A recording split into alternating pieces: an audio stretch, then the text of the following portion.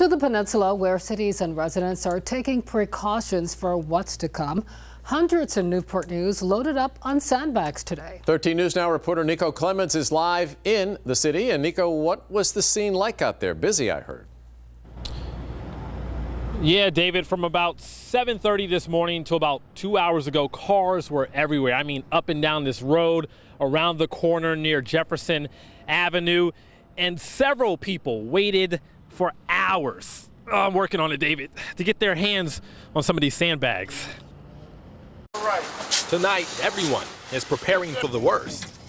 All eyes are on Hurricane Florence. In Newport News, hundreds of people lining up and loading sandbags in their car. Okay, we're only going to go to 30. Like Diane Leiter, she loaded 30 sandbags in her SUV. For my home and my dad's home. Leiter waited in line for more than 3 hours. It's better to be safe than sorry. Public Works crews handed out hundreds of sandbags Wednesday. At one point, traffic backed up on Oyster Point Road. Public Works and police eventually directed people to come in from Jefferson Avenue. I looked all over yesterday for sand, couldn't find any.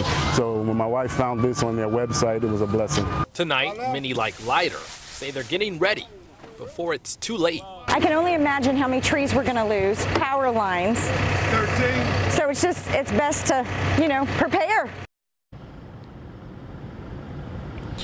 Yeah, and Public Works crews cut off the line around 1:30 this afternoon. A tweet from Newport News, the city, said that it was because of the overwhelming response and the long wait times. They also tweeted an apology saying, "We apologize for the inconvenience and appreciate your understanding."